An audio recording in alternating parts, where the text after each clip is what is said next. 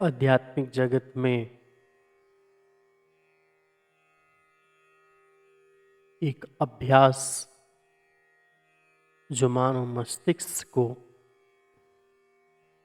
या कह सकते हैं आपकी आध्यात्मिक ऊर्जा को एक उच्च स्तर तक ले जा सकता है। उसका नाम है कुंडलिनी। अब जानकारी लेते हैं कि कुंडलिनी क्या है, इसका अभ्यास कैसे किया जा सकता है। प्रत्येक व्यक्ति को कुंडलिनी के बारे में अवश्य जानना चाहिए, क्योंकि यह मानव की उच्च चेतना का प्रतीक है। कुंडलिनी हमारे शरीर में रीढ़ की हड्डी के सबसे निचले हिस्से में सोई हुई एक गुप्त शक्ति है। पुरुष के शरीर में इसकी स्थिति मूत्राशय और मलाशय के बीच में जो स्थान है वहां उपस्थित है। स्त्री के शरीर में यह गर्भाशय एवं स्त्री के शरीर में यह गर्भाशय ग्रीवा में स्थित है। वस्तुतः यह केंद्र एक स्थूल संरचना है जिसे मूलाधार कहते हैं। यह एक छोटी सी ग्रंथि है जिसे बाहर निकाल कर दबाया भी जा सकता है। चूंकि कुंडलिनी एक प्रसुप्त शक्ति है, इसलिए इसे जोर से दबाने या ना दबाने से कोई विस्फोट होने वाला नहीं है। कुंडलिनी को जगाने के लिए कई अभ्यास आवश्यक हैं।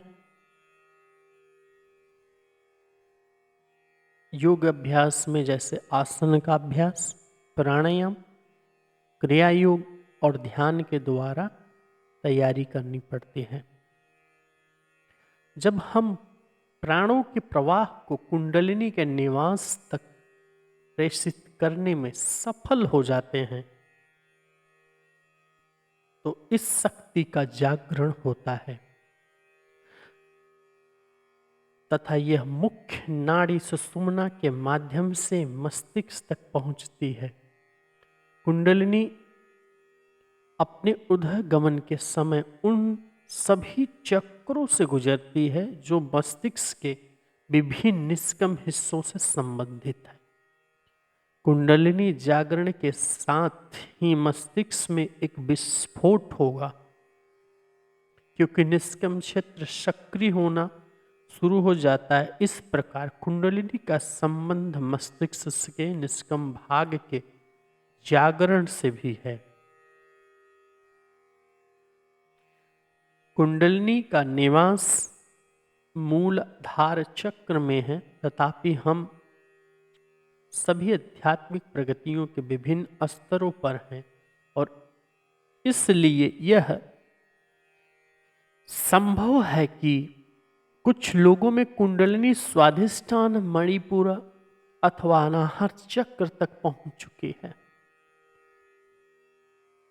अतः तुम जो भी साधना करोगे उसके परिणाम स्वरूप अनाहत या किसी अन्य चक्रों से जागरण हो सकता है, लेकिन मूलाधार चक्र में कुंडलिनी का जागरण होना एक पक्ष है और मस्तिष्क के उच्च केंद्र सहस्त्रार में जागरण होना दूसरा पक्ष है। सहस्त्रार का अनेकानेक पंखुड़ियों वाला कमल जब खिलता है तो एक नई चेतना का प्रादुर्भाव होता है। हमारे वर्तमान चेतना स्वतंत्र नहीं है, क्योंकि हमारा मन इंद्रियां द्वारा प्रेषित जानकारी पर वही निर्भर रहता है। जैसे यदि आंखें न हो तो तुम देख नहीं सकते, किंतु जब उच्च चेतना का प्रकट होती है तो अनुभव और ज्ञान पूर्णतया स्वतंत्र होते हैं।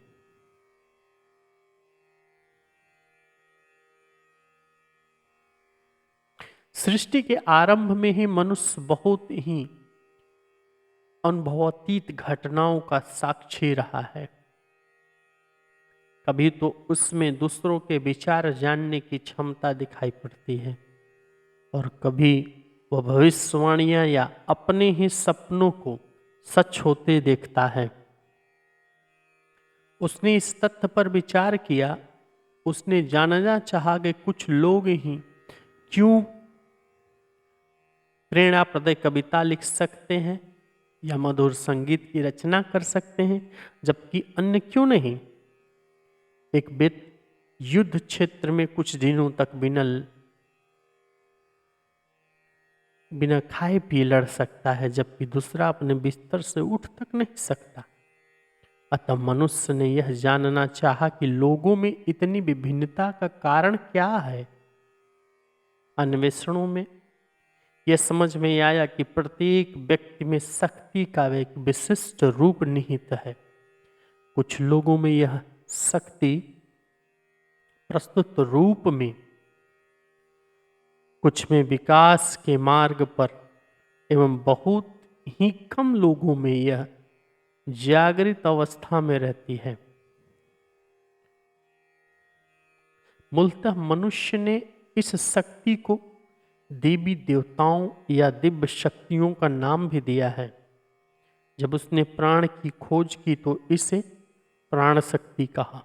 तंत्र में इसे ही कुंडलिनी कहते हैं।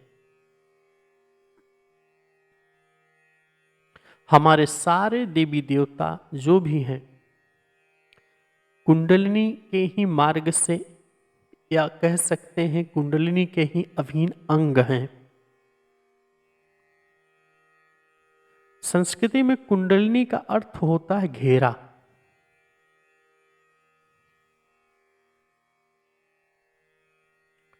एक परंपरागत विश्वास है, परंतु इसका अर्थ गलत समझा गया। कुंडलिनी शब्द कुंड से बना है तथा इसका अर्थ है कोई गहरा स्थान, छेद या गड्ढा। दीक्षा के लिए जहां आग जलाते हैं उसे कुंड कहते हैं। इसी प्रकार जहां शव का दहन संस्कार किया जाता है उसे भी कुंड कहते हैं। अगर तुम ये गड्ढा खोदो तो उसे भी कुंड कहा जाएगा। यह कुंड का अर्थ है वह खोखला गड्ढा जिसमें मस्तिष्क की स्थिति कुंडलिनी मार कर सोई हुई है। सर्प के भांति उसका आकार है। अगर कभी किसी मानव मस्तिष्क को चीर फाड़ करके देखने का अवसर मिले तो पता चलेगा कि इसकी आकृति कुंडलिनी मारे हुए एक सर्प की तरह है और यही कुंडलिनी का वास्तविक अर्थ है। कुंडलिनी शब्द का तात्पर्य उस शक्ति से है जो गुप्त एवं निष्क्रिय अवस्था में है, किंतु इस शक्ति के प्रकट होने पर अपनी अनुभूति के आधार पर उसे देवी, काली, दुर्गा, सरस्वती, लक्ष्मी या अन्य किसी भी नाम से जाना जा सकता है। मजे की बात एक तो और है, ईसाई परंपरा में बाइबल में साधकों का पथ एवं स्वर्ग का रास्ता वर्णित है। उनका तात्पर्य यह है कि सुषुम्ना के माध्यम से कुंडलिनी ऊपर की ओर चढ़ती है। कुंडलिनी के आरोहण एवं अंततः आध्यात्मिक शक्ति के अवरोहण को काश के द्वारा व्यक्त किया जाता है। यही कारण है कि ईसाई लोग आज्ञा, अनाहता और विशुद्धि चक्रों के स्थान पर क्रॉस का चिन्ह बनाते हैं। आज्ञा चक्र वह केंद्र है जहां ऊर्ध्वगामी चेतना अपने श्रेष्ठ स्तर पर होती है तथा अनाहत चक्र वह स्थान है जहां अतिरिक्त शक्ति प्रकट होती है।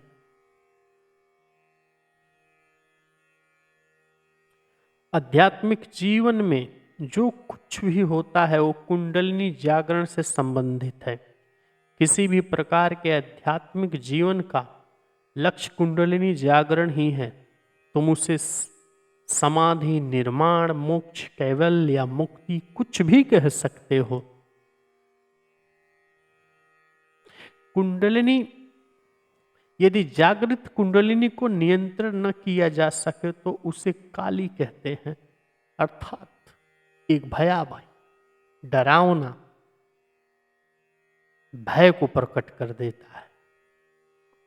किंतु यदि उसे नियंत्रित करके अर्थपूर्ण बनाया जा सके तो उसे शक्ति दुर्गा कहते हैं।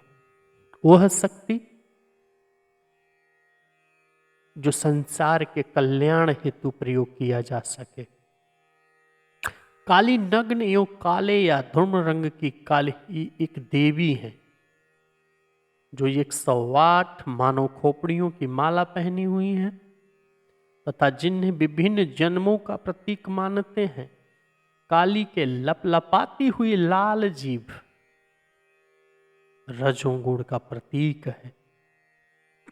वह इसका गोलाकार घूमना, रचनात्मक गतिविधियां का संकेत है।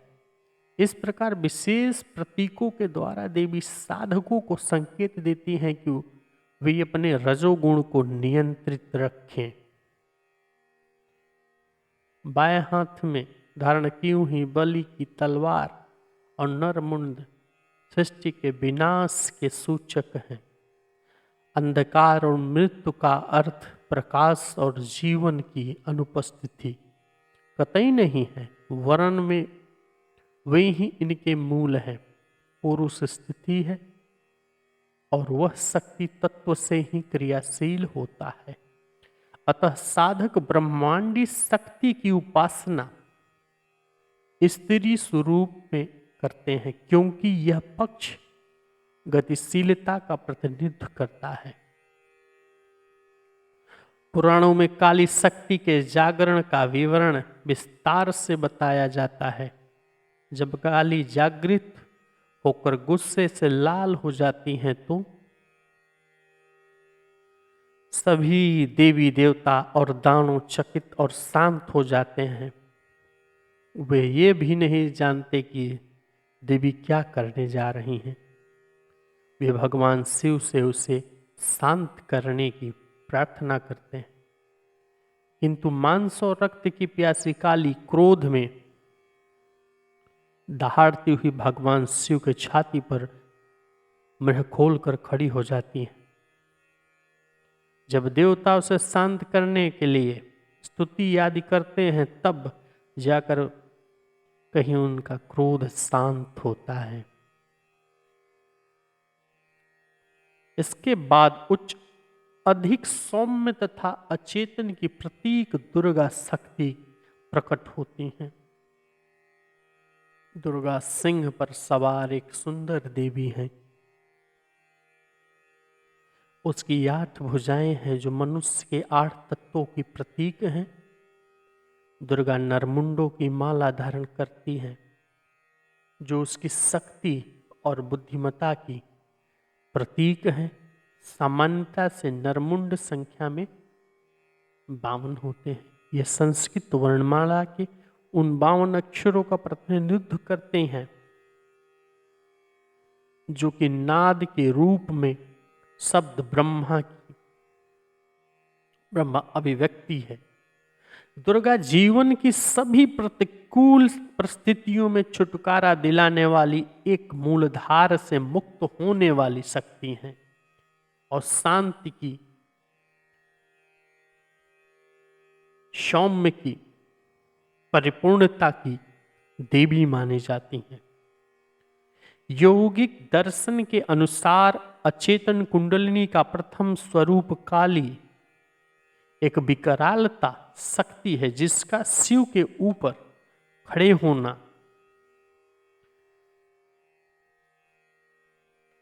उसके द्वारा आत्मा के संपूर्ण नियंत्रण को व्यक्त करता है। कुछ लोग कभी कभी मानसिक स्थिति के कारण अपने अचेतन शरीर के संपर्क में आ जाते हैं, जिसके फलस्वरूप उन्होंने अशुभ और भयानक भूत पिशाच या कह सकते हैं डरावनी स्थितियां दिखाई पड़ने लगती हैं। जब मनुष्य के अचेतन शक्ति अर्थात काली का जागरण होता है तो यह उच्च गमन के बाद उच्च चेतना दुर्गा को आनंद प्रदायिनी का स्वरूप धारण कर लेती हैं।